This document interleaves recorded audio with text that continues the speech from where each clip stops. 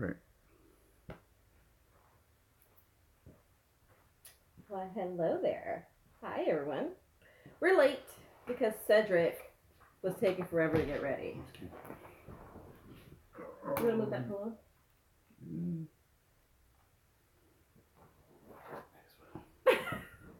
Give yourself more space. I'm just going to invite some people in, so just bear with me for a second here. Let's see. Oh, and I'm weepy today, so you gotta bear with me. Is that what we look like? That's what we did look like. Oh, okay. So you delete that one? Yeah. Okay. Let's see.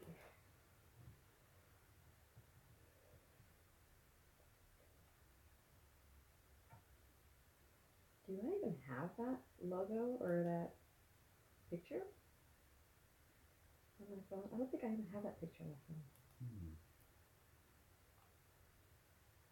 I don't think I do.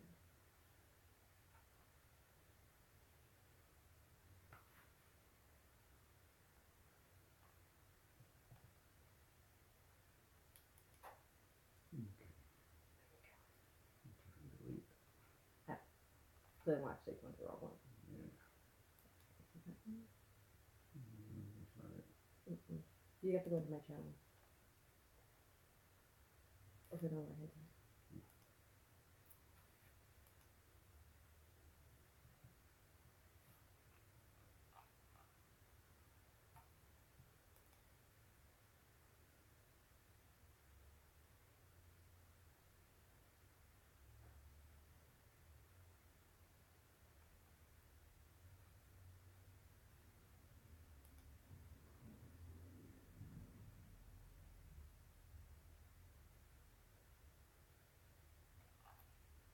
We're going to give people 2 more minutes to come in, and then we're going to get started, because I don't want that to be like this really, really long part in the beginning where like there's like nothing going on and no one talking for like 10 minutes. That's really annoying. You've got to bear with us today. We've had a really rough week. We've been getting up at like 5 o'clock in the morning every day this week as we're working on a special project. And so we're just kind of exhausted. Just really exhausted. And so we won't be before you long today. It's going to be a short sermon. Our topic today. Uh-oh, I didn't mess up anything. I just moved it. Sorry. Okay. Our topic today is sabotage. And sabotage comes from a lot of different areas, a lot of different things. So, is that what we look like? We're all like weird. Can we get centered at least?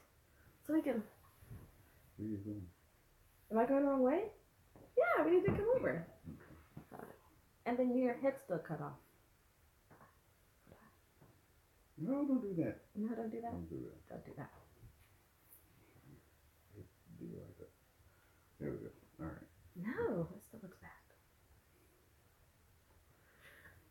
Pay attention. Should I be paying attention? Okay, well, I'm at this. Okay, so I'm gonna now go into YouTube and share this video. And if you're watching us live, you can also share this video so that we can have some friends join us. If you're already on with us, say hello. Let me turn my phone down real quick and then we're going to get started.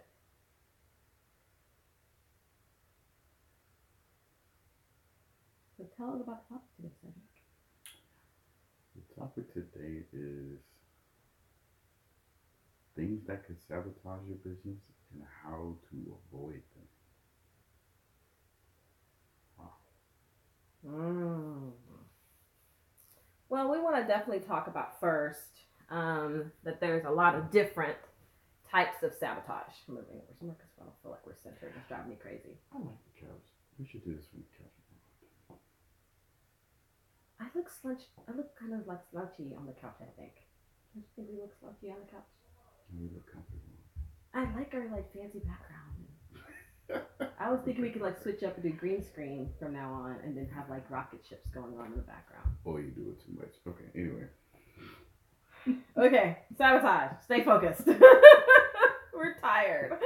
Okay, so one of the things that I've noticed is once you've gotten your business to a pretty good place and you're really starting to climb that ladder and you're getting a lot of buzz and people are starting to, you know, really see your company and really want to do business with you and you're becoming like the hot thing, the first thing that happens is that your competitors start becoming intimidated by that, and I hate to use the word hating.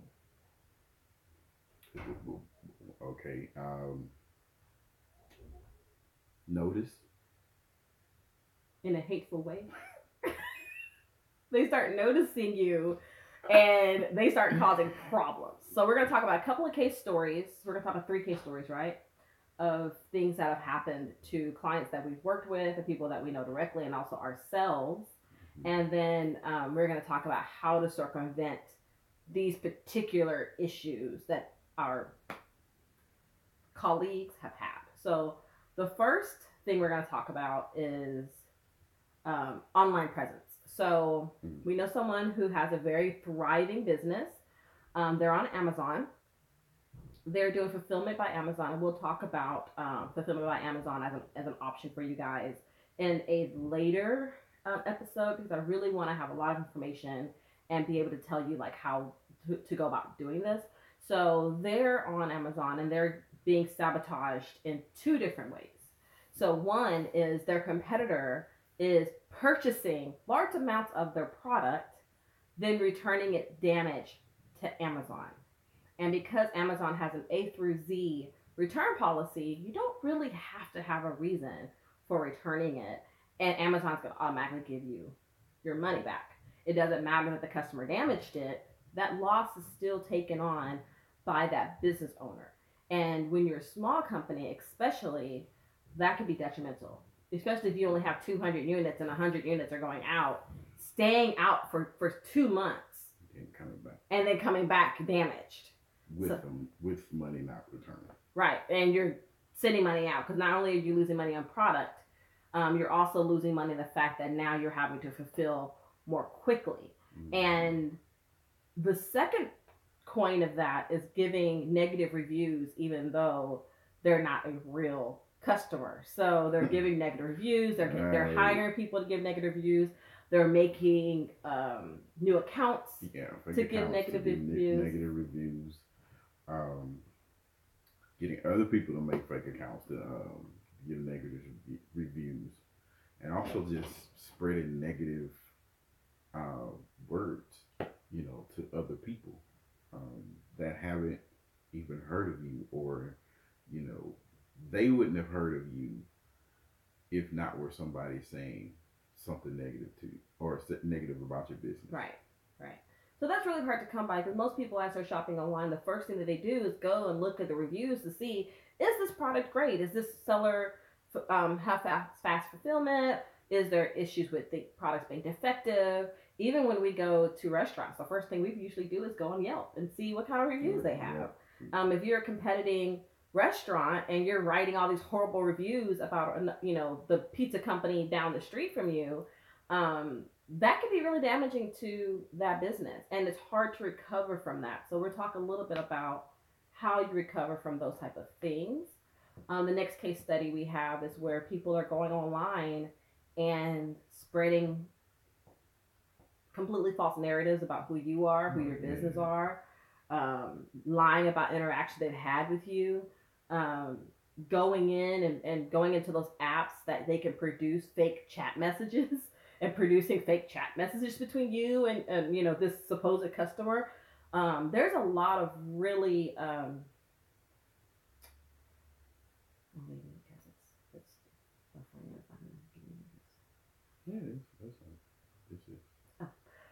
there's a lot of really crappy people out there that are not really looking out for karma. I look at it that way. I'm like, you're putting all this negative stuff out into the world. I don't know how you sleep at night. There's some vicious people out there, man. Very vindictive and vicious people. For no reason, sometimes. Sometimes. Most of the time, it's your competitor. They're wanting to make sure that you're not getting their sales or their customers. And so that's a major problem. A third issue that we've had, and we've had this issue before, is with hiring the wrong people. And hiring people who want to steal your client list, hiring people who are not, and maybe not even in a vindictive way, but just really representing your company really poorly. You think about a lot of the people who have a really bad experience with a sales clerk and it goes viral and that company gets tagged really bad about it. Oh. McDonald's? Watch who you have in the drive-thru. That's all I'm saying. Wow. I guess McDonald's won't be sponsoring this episode. Sponsored by Panera. McDonald's is like, forget them, they don't like us.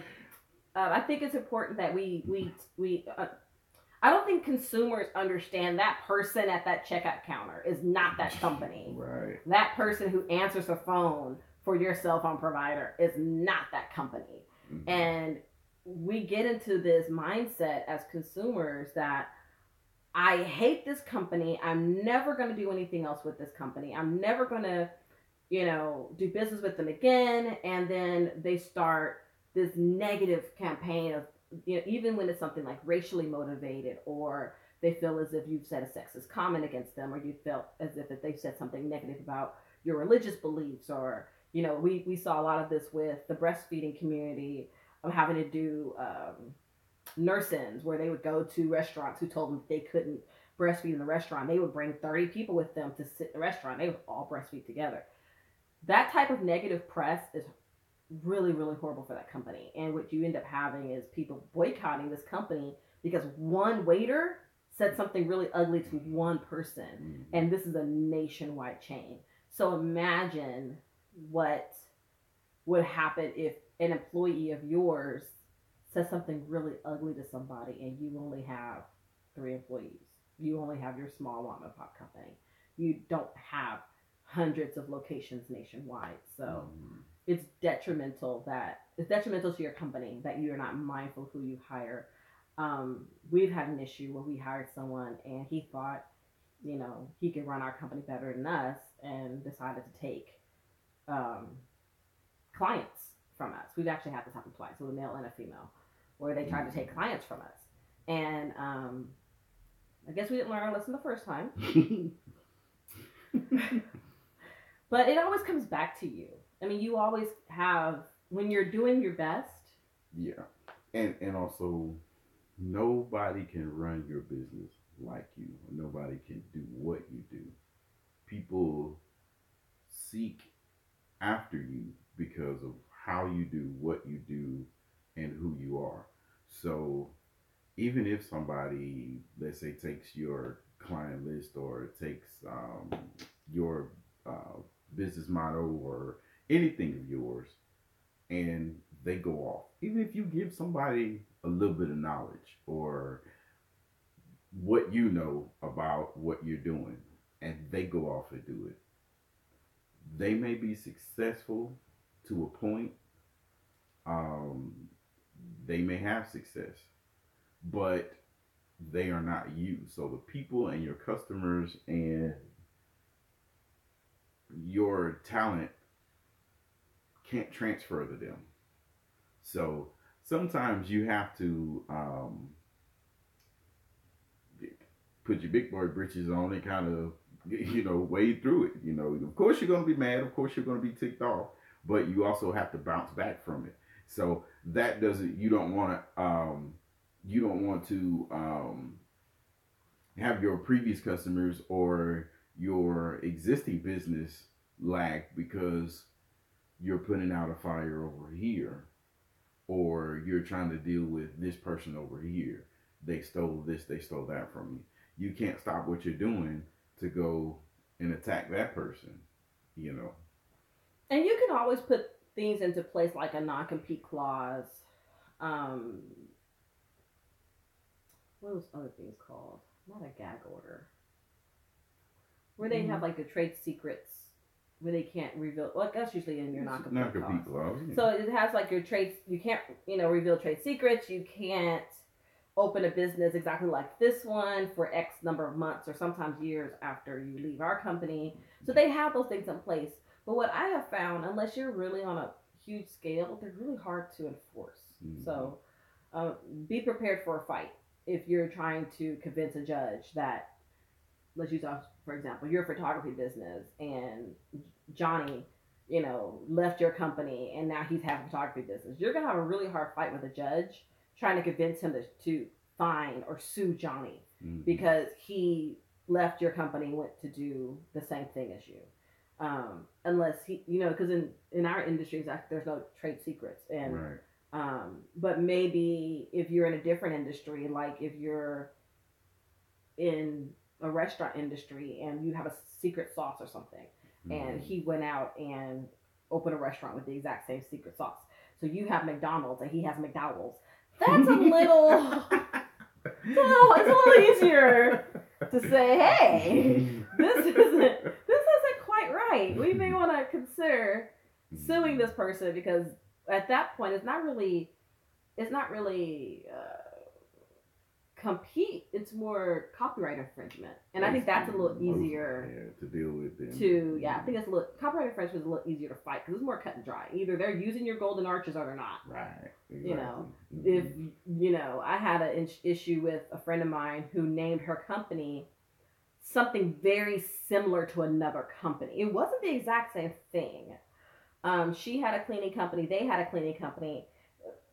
The wording was literally just transposed. So let's, it's like the cleaning spot versus spot cleaning or something like that, right? So they got sued, and that company sued them because they said that we are doing the same thing, and I feel as if our customers are going to be confused because your company name is too similar to mine.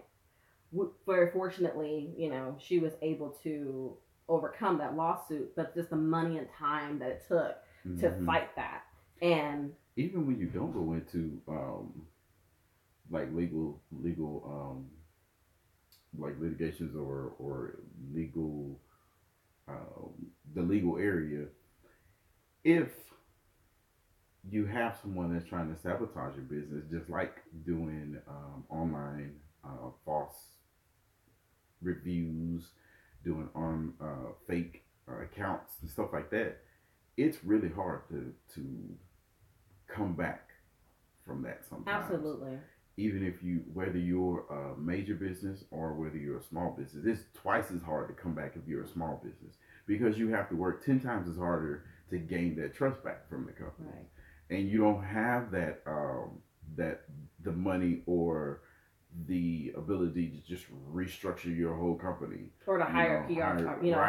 High-powered PR firm. Like the speaking of McDonald's, like the lady that that sued McDonald's because she said they got her son, they made her son fat.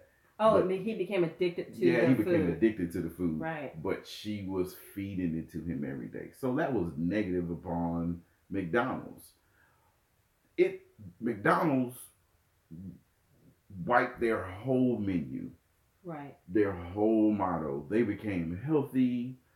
I think they started. No, they didn't become healthy. Well, I don't want to say they became healthy, but they're they started advertising. Yeah. They started advertising that they were a healthy option. And look, mm-hmm. we've got salads. And look, we're changing the way we're doing our parfaits. Mm-hmm. And look, I mean, yeah, absolutely. And I think that coupled with the movie that was done about how mm-hmm. McDonald's processes its food and saying, hey, did you not realize that even their fries has sugar on it? Do you not realize that even their salad has sugar on it? Mm-hmm. Those type of things that were revealed in the movie, and they literally changed every single menu item from their signature nuggets to the parfaits to my bucket of fries. And even the nugget. The nuggets are different. They used to be so tasty. Anyway. Uh-oh. Did we mess up something? I don't know. Let's see. Uh-oh. Why did your phone do that last time? No, it's still on. Is it still on? Mm-hmm. Let's see. Maybe it's us. I'm sorry, guys. We're having technical difficulties. Are you sure? Okay. Yeah, so we're still going. So refresh your menu. It's probably the computer. No, the computer being mean to us. Mm-hmm. We just want to make sure that we're not missing any comments or anything, and that's going through our computer, not through our camera, unfortunately. There we are. Hi, everybody. All right. Sorry, we had a programming issue. Okay, so so yeah, so even if you're a small business, like we were saying, McDonald's had to basically gut their whole menu, and with changing the menu, you have changing the ads. With changing the ads, you have changing the actual printed menus on the marquee boards, and changing that, you have to change the ingredients. You may have to change the supplier. All that costs money. So what this is basically boiling down to how you can relate this to your business. So let's say someone says, hey, I found out that this cake baker is not making her own cake. She's using box cakes, because this is another issue that we've had with one of our clients. Mm-hmm. She's using box cakes, and she's using canned buttercream. She's not making her own. So that hurt that person's business, because people were expecting, it's a home baker, we expected homemade, real butter, all natural, da da da da. When people found out that she was using box cakes and using canned buttercream or frosting, it hurt her business. So literally, she had to start baking from scratch. But unfortunately, she did not know how to bake from scratch. She'd never made a cake from scratch. She'd always used box cakes, and no one had ever had a problem with the way her cakes tasted. And it was really hard for her to justify changing all of her methods and everything and the way she did things to accommodate this one competitor who was a critic who exposed her. And I think from that experience, just like the McDonald's example, it made her a better business owner. For one, it was she could now say, hey, this is homemade, made from scratch. Mm-hmm. Which she had never said before. It wasn't right. Like she was deceitful about it. And that's what I was about to say. If she didn't publicize that her cakes were homemade from scratch, she didn't say that, but the competitor felt the need to out her, so to speak.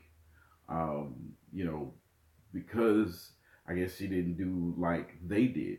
They may have been making it from scratch, from box also, but they didn't say that.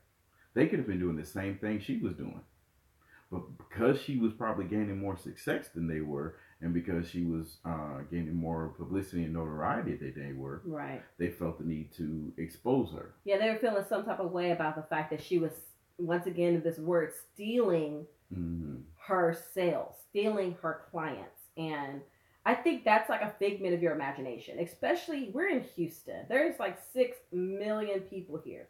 There's plenty of customers to go around. Most definitely. And I feel like here, especially, we're extremely competitive with each other. Even though, if you're not getting, sales in the Katy area, you can get sales in Kingwood, you can get sales in Tomball, you can get sales in Spring, you can get sales in Lake City. I mean, there's so many areas here that are completely hours apart from each other that you could be getting customers from. So why do you feel the need to out that other person on social media to try to sabotage their company, reputation, brand?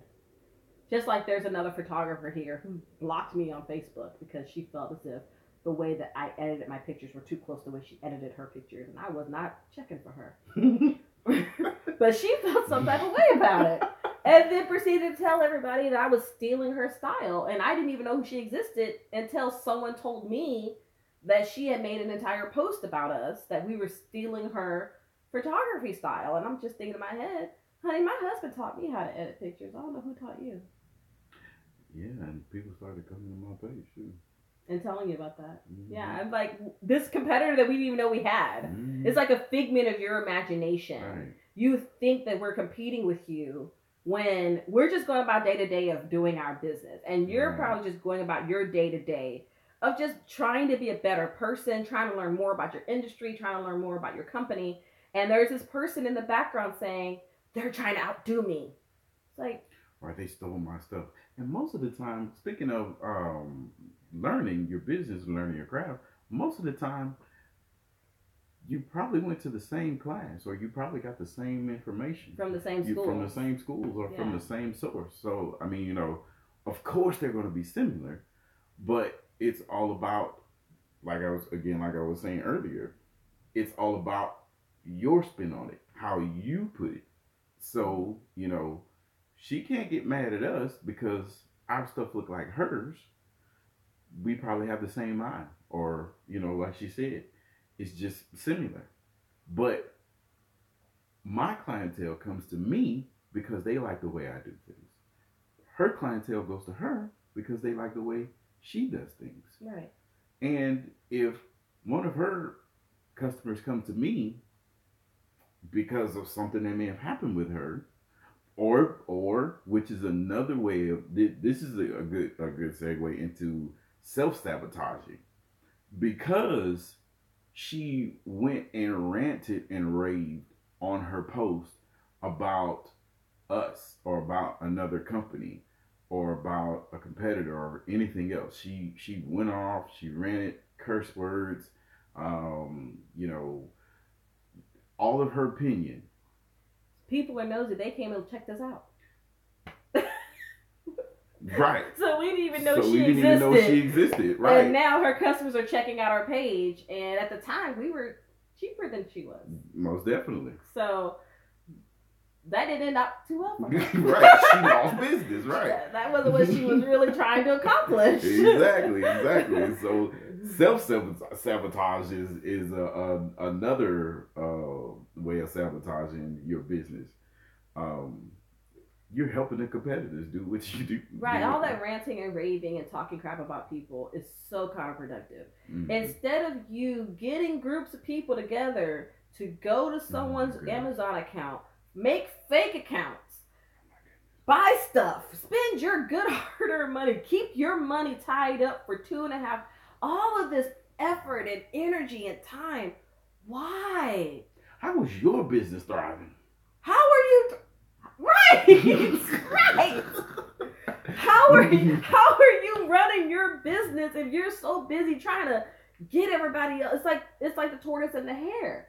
The tortoise is just minding his own business and just one step in front of the other, trying to become better, and you're just running all around frantic, trying to sabotage him. And it's like, how do you manage your own business when so much of your energy, time, focus, and resources are going towards what your competitor is doing? Let me tell you one way. What was the one of the YouTube videos that said the little girl in the background said, "Worry about yourself." So I don't need any help. One of the things I think is that you should focus on your own business, focus on your own plan, focus on your own resources, and focus on how to gain more business, how to improve on your business or your flaw, so to speak. Right. Because if they're going to your competitor, something that they're not getting from you. Right. And right, exactly. If there is a person, let's say there's a person that did put a bad review on your page or on your for anything, they gave you a bad review. So you address it as, what can I do to make your experience next time better? Right. Where did I mess up? Right. And I apologize. Not combative with the customer, Um, if you if you go at it as, let's say, if you go at it as they're the enemy, you don't know if it's a competitor or if it's a customer. And if it's either one, you've lost business either way. Because again, now people are seeing you attack somebody. That is horrible for your business. And even when it's not a specific person, but I know a lot of times as business owners, we have a tendency to make funny Facebook posts about a really difficult customer or a really difficult client. But what you don't realize is a lot of people are like, man, I don't want to do business with her. She could put me on blast. Like, I that's don't want something to be goes that wrong. person that they talking about. Right. Mm-hmm. And it is self-sabotage. Mm-hmm. It's making you look unprofessional. Those are the kind of discussions you have offline with your girlfriends. Right. Those are the kind of discussions you have when you're having boys' night on a Friday night. Oh my God, let me tell you about this really horrible client that we dealt with this week. Mm-hmm. You don't put that on your social media where new potential clients, customers could see it, or even that customer might see it. And screenshots are real. Oh yeah, they are. But the best way I think to deal with a combative customer or a negative issue is to be kind about it, be apologetic about it, and be empathetic. And also, if they continue to, how can I make this better? Well, I don't, or you did. Okay, I'm so sorry about that. What can I do for your experience next time? And they keep going and keep going and keep going. The best thing you can do is say nothing. Let it go. And a lot of times they're just wanting their money back. So what you typically see is they want their product and they want their money back. Mm-hmm. Right. So it's never like, oh, I'm really unhappy with this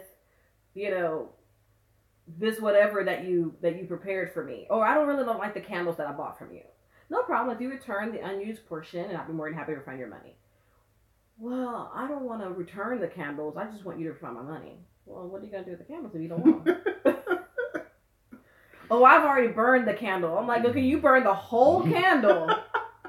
You didn't like the scent, exactly, but you burned the whole thing, which is like crazy to me, and you still want me to give you your money back. Sir, I didn't like this burger. It was very, very horrible. It was nasty. But you have a bite of it left. And 2 fries. But the thing is, as a good business owner, you refund the money and let them keep the candle, because that $5 candle, yes, in theory, that person can then order something else from you and they really, really hate it and always try to get free things from you. But you cross that bridge when you get to it. But would you rather lose $5 from a customer and say, you know what, I really didn't like the sea breeze scent of this candle, but maybe the next time they order 4 more candles because you were so kind about how you allowed them to, hey, no problem, I know you didn't like that scent. How about we try cinnamon apple next time, whatever. Let me send you out something else. Me a sample of what we have. Right, maybe some tea lights or something else. And think about that, you being stern and no, it's a principal thing and I'm not giving her back her $5. You end up losing out maybe a 5 or 6 year relationship with somebody. So you end up losing $500 worth of potential sales because you were too stubborn to give this one back $5. You have to think about the long picture. Yeah, exactly. You can't cut off your nose to spite your face because it's principle. Mm-hmm. In business, you cannot be bullheaded and stubborn and unbending.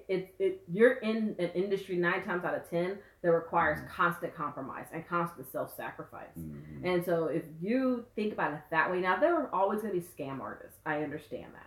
If she ordered, 100 items for her wedding and she wants you to refund for all 100, but yet she kept all 100, hey, how about we give you 20% off of your next purchase? I can't refund you because you don't have the product. Mm-hmm. If you have the product, I was more than happy to refund you. Or if you'd refunded it before your wedding, I could have then made it right. Mm-hmm. But now you've given away all the giveaways to your guests, and I have no way to rectify the situation. Can't recoup anything. Right. Mm-hmm. So I'd be more than happy to give you off your next purchase or what have you. You know, you have to play it by ear. You want to make that customer happy, because what I found is if she's getting married, then she's probably at the age where all of her friends are getting married. She's definitely an advertising avenue, because more than once we've had word of mouth from us, from people that we're doing the weddings. Oh my God, you guys work so well. Oh my God, I love you guys. Do you have a business card? My sister's getting married. My mother's birthday's coming up. My son, we would love, do you guys do this? Do you guys do that? So when they see your work or your products being used in a certain way or by someone, of course they're going to, they're going to be inquisitive. Who did this? Who's that? Where did this come from? Where'd you get it from? So, word of mouth can go two ways. It could go a positive way or it can go a negative way. So you have to be careful. Like she said, you have to be careful of how you put yourself out there, because if the $5 candle, if she's having a dinner party and that candle's in the middle of her table and she just had a bad experience with you, and there's 20 people at her dinner party, that's 20 people you missed out on. Because she's going to tell them not to buy candles from you. Absolutely. Because you can't take criticism personal. You have to detach yourself from your company. You can't be so personally offended if someone doesn't like something that you've done, if someone doesn't like something you've created, especially people that are creating things, and someone does the slightest bit of criticism. It's really hard to say, hey, would you consider doing it this way? No. Or would you consider changing it that way? No. You gotta detach yourself. Because, I understand. You learned how to make candles 10 years ago. You've been doing it all this time. You handcraft all of your scents. You've handpicked all the glass containers they're in. You've put pretty paper. You've done this and you've done that. And this is your baby. And it's named after your daughter and all this other kind of stuff. But they don't like it.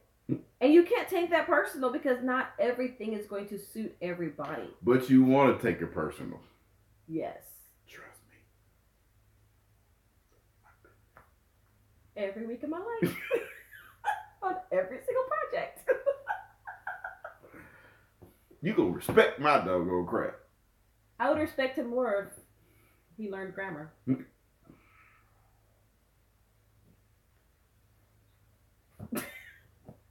I'm just saying. There's 2 T's in butter.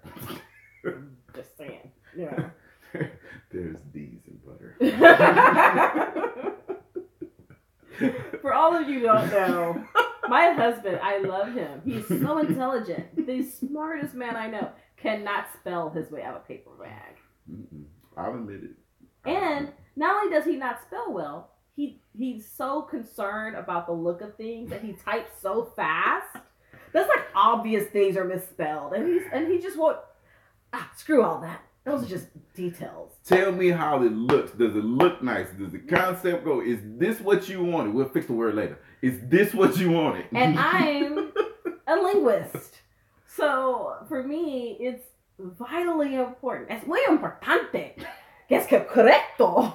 That it's right. It has to be right. It has to be spelled right. It has to be perfect. And he would never submit it to the client that way. Don't get me wrong. But when I'm on the back end watching him work, and I'm on the back of it, and I'm looking at it, I'm like looking over his shoulder. There's 2 T's in butter, right? Yeah. Fisher is spelled with an I in the middle. Anywho, back on topic.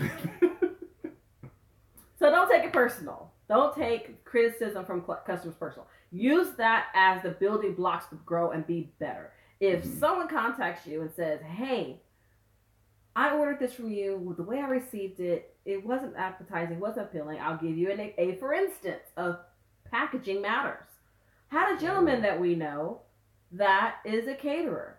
He sold turkeys one year, and he didn't package it in the way that the client felt it should have been packaged, and he did not ship it in the way the client felt it should have been shipped.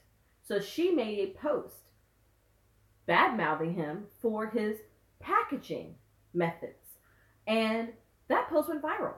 He is a wonderful caterer. We love him. He's very, very professional. He's never done anything unprofessional, and he's top notch at what he does. But because one client was upset about it, now everyone thinks he's unprofessional. And I'm not going to speak to how he addressed it, but I felt as if it could have been addressed in a totally different way. He took it personal instead of saying, I was not aware that you had an expectation of this. I'm sorry that I was not able to meet your expectations. Let me make it better for you, what have you. But that's not what we do, because it's our craft and it's what we love. And we really, really, really want to do a good job. And when people tell us that we don't, we take it personal. It hurts. It really does.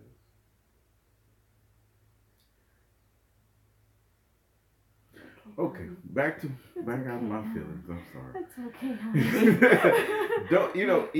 Don't even take the your competitor's sabotage personal, because I look at it this way.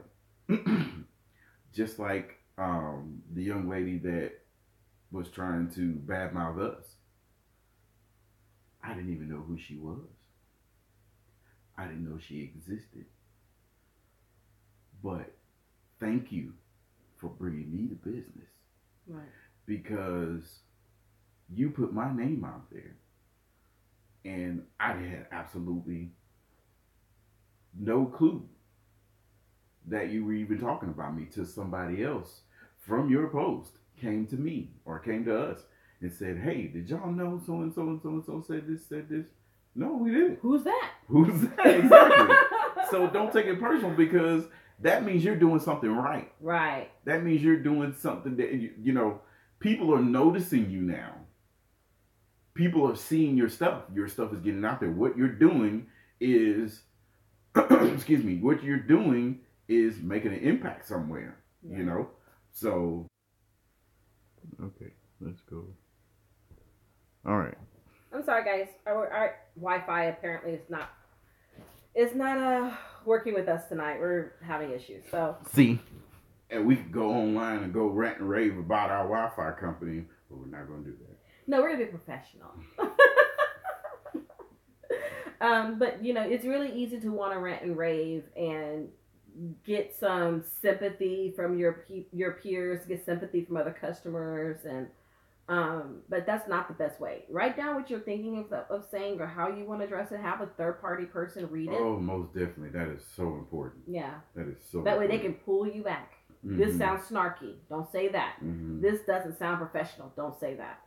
You don't have to start throwing your credentials out there. Well, don't I check? My favorite. You better Google me and check my resume. Who she thinks she's talking about? That's not the best. Can't respond like that. No, do not respond like me. So you want to make sure that you give yourself some time to calm down. Have a strategic plan of action to figure out what you're going to do, how you're going to resolve the issue, especially if it's an unwarranted attack. And I'm sorry, run it by someone that is not in the business. Run it by a friend, so they can give you the customer's perspective. But I'm more concerned about people who are being sabotaged by their competitors. People that they don't know. You don't even know who this person is. No, I'm talking about their response. Oh yeah, have your response. Run the response by right. By people that are right. So they can tell you. Oh, if I was a customer, that's a problem. Yeah, you still sound a little salty right here. Let's fix this. And make sure that if it takes a couple of days to address it, then it takes a couple of days to address it. There's no hard and fast rule that as soon as a negative post goes out there that you have to immediately address it. We've seen some of the national or international organizations that have had negative press. They didn't immediately release a press release. They sometimes sat back and strategically crafted a release that they're going to say, this is our response. We're really sorry this happened on our college campus. These are the steps that we are already put in place to resolve this issue. Have a solution. When you address it to your customers, say, we recently heard about a customer who had a horrible experience with our company. These are the ways that we have already implemented to resolve that issue. We're very sorry that she didn't reach out to us to talk about this issue directly, but it helped us grow as a person, and we appreciate that. You always want to come off with, we fixed this problem so you won't have a problem. Right. So now you can order from us because we no longer have a problem of our product being broken in transit because now we have a new packaging method. Right. We no longer have a problem with, our product falling apart a month after you purchase it because we've repaired it, or we've gotten a new third-party vendor who has corrected this issue or whatever. So you want to make sure that you are prepared to not only address the issue in a professional way, have a method that you are going to be choosing to resolve the issue, and be apologetic in the response. Keep in mind, being apologetic in the response does not mean you're sorry. This is public relations. You have to be apologetic. It doesn't matter that you're not wrong. It doesn't matter that you haven't done anything. What you need your customers to see is that you're sorry for the thing that you didn't do. I feel your pain. I understand how you feel. Basically, is what they want to hear without hearing it. Right. I do apologize. I'm sorry about that. Let me see if I can get this taken care of for you. Right. I do apologize. The next time you come, here's a coupon for a free dessert or a free drink or whatever. And if you're having an issue with people who leaving competitors, not real customers, competitors leaving negative reviews, and for a fact this is John down the street who owns the pizza store down the street, there are some remedies. You can ask for them to be removed by whatever company is doing the reviewing, whether it's Yelp, whether it's Google, if it's actually a false review. Right. Have them look into it. And also, especially if it's all coming from the same IP address or all coming from the same email address, they pretty much will delete them for you. It's a process, and you kind of have to go through the individual process of that particular company. Also, send out an email to your customers. This is why I stress you always have an email list. Ask them, hey, here's a 10% coupon if you're able to send me a review. We would really love to hear some positive feedback from you. Most definitely. And thank you for your review, here's a 10% coupon or whatever. That's a form of promotion also. Yeah. Like we said on the last episode, that's a form of promotion. So not only you're going to probably get another sale out of the business to counteract the fact that, you may not be getting any new customers right now because they're looking at negative reviews that are at the top of your list. But now you're reaching out to people who know you're great. They've already worked with you before. They've already bought your product. They know you're amazing. So, hey, thank you for being a customer. And by the way, can you write me a review on Yelp? Can you write me a review on Google? We said before, here's the link. Hey, can you give me a 5-star review on Google? I used to work for a company that asked for a 5-star review from every single one of their clients. And because they did that consistently every single time, they are the number one company in their market consistently. If you Google their industry and use any keywords for their industry, they are the very first person to pop up, and they have a 4.9 rating with Google. Now, this was probably one of the crappiest companies in that industry. They were horrible. But the way they were able to do that is to ask for the review before people found out they were horrible. And by the time you found out they were horrible, you're not going to go back and write another review saying how horrible they are. You already wrote the review saying how great they were. People don't have that kind of time on their hands. That's genius. It's genius! That one's free. Next one you got to pay for. Oh my goodness. Okay. So, yes. Be like that company. Get them in good and early. Get them to review you before they get their package. Before you give them the horrible service. Before you give them the horrible service. Have them review it early in the process. Oh, man. Before they receive that broken thing because you didn't package it right. Oh my God, these Yes. are jewels, people. Thanks, Dave. Learn a lot from you. Oh my God. So yes, let's talk about well-meaning saboteurs. Oh wow. Well-meaning saboteurs are the people in your life. We're leaving business and we're going into personal life. These are people who are your friends, your family, people in your immediate circle, that they see you're doing something, right? And they see that you're trying to better yourself. Like, we'll use the weight loss as an example. We'll use weight loss as an example. Okay. So let's say you're 400 pounds. Not saying anything negative about people that are 400 pounds. I tend to like a little chunky guy. I like you with a little bit of meat on your bones. But let's say you wake up one day. He's not fat. Just more to life. Let's say you wake up one day and you say, you know what? It's my birthday month. I'm going to start working out. I'm going to lose 100 pounds over the next year. You got your goal in your mind. That's what you want to do. So your friends and family start saying, hey, you look great. You look great. Good job. I know you lost some weight. And they're really genuinely happy for you. And then something happens where you transition from just wanting to lose weight to be healthy to now you've got a six-pack. Now you're starting to look hot. You will notice that people will change from being excited about what you're doing to being jealous about what you're doing. It's very strange how when you go from kind of being mediocre to being successful, people change how they see you and how they look at you. So now it's, oh my God, you need to eat. You look sickly. Oh my goodness, don't you ever eat anything? What do you mean you're going vegan? What do you mean you're not eating red meat? Healthy. You gotta live a little.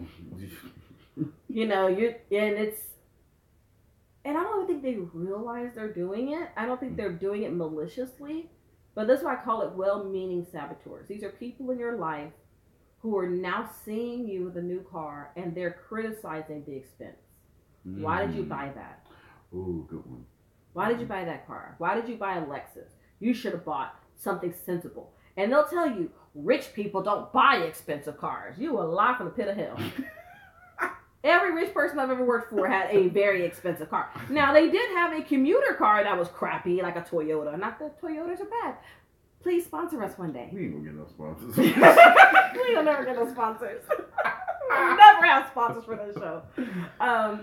Let's say they have like a mid-level Toyota for commuting back and forth to the office. But best believe they got a Lamborghini in their garage that they love on. So quit letting people tell you what rich people do, especially when they don't know any rich people. I've worked with rich people my whole life. Rich people watch TV. Every single rich person I've ever met had a TV in their office. They played all day long. The difference is you're watching reality TV and they may be watching MSNBC. So maybe what they're watching is different. But don't let people lie to you and tell you what rich people do. They don't know what rich people do. They've never been rich. Okay? Rich people read. I know a whole lot of rich people who hate to read. Don't listen to people who tell you what you should be doing now that you're successful making money, or telling you the reason you're not successful is because you're not doing these 8 traits of highly successful people. Right. There's no magic formula for success. But what I do know is when you become successful, that's when everybody has something to say. Everyone feels like now you need advice. Right. Meaning they mean well, but it's not helping at all. It's not helping one bit. Because what you're telling me is contradicting what got me here. Right. Sometimes what you're telling me, I already, I did that. I know that already. Or I did it and it didn't work for me. Good one. It didn't work for me. Right. So, and with the weight loss, going back to the weight loss, what you did to motivate yourself to lose that 50 pounds, you feel better about yourself now, but you're in a routine and you have a habit So it's not that you want to be vain and you want to have muscles coming out everywhere and you want to have a six pack, but you have a routine now, and your routine is working for you. It's motivating you. It's making you feel better about yourself, and it's making you feel better health wise.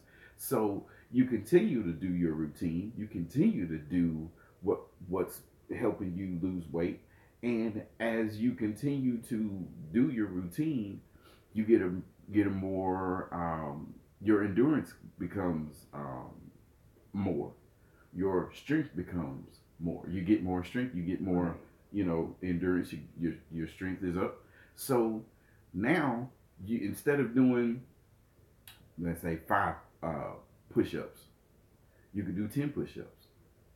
So when you get used to doing 10 push-ups, you increase that to 15 push-ups. Right.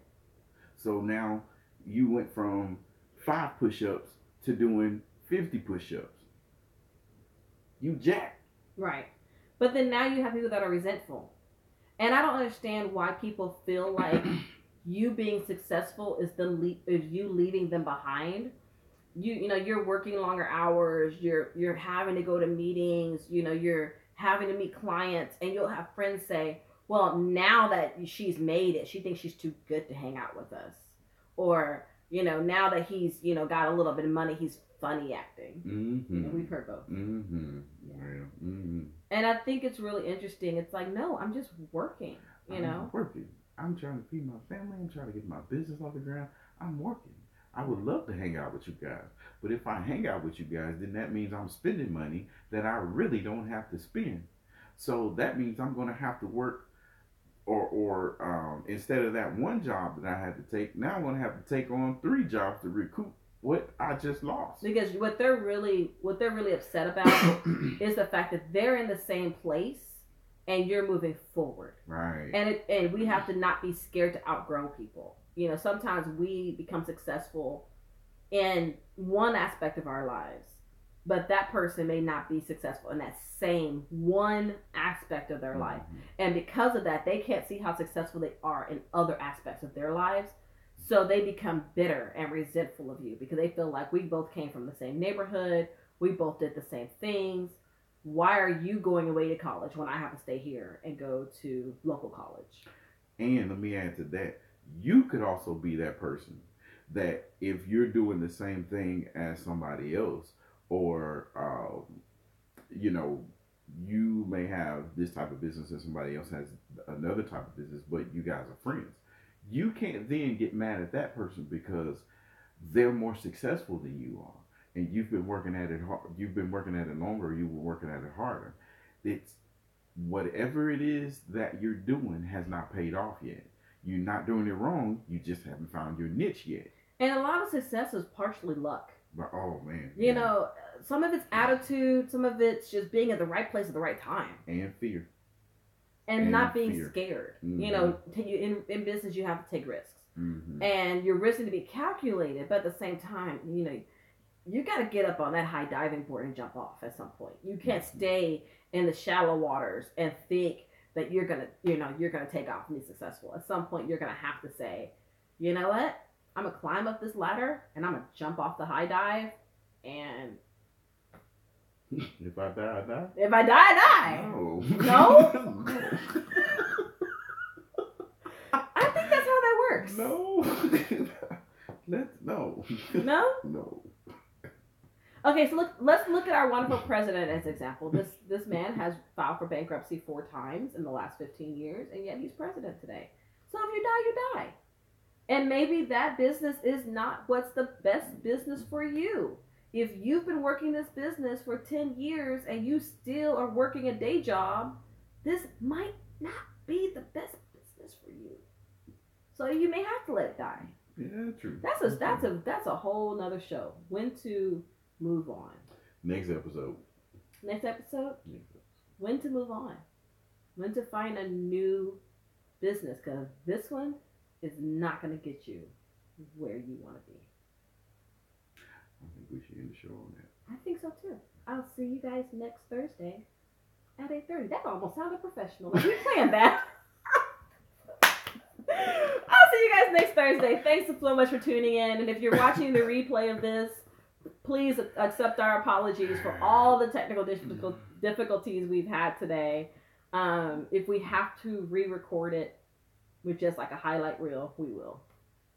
Okay. Oh, not today, though, because we're tired. Oh, most definitely not today. Good night, guys. Thanks for tuning in.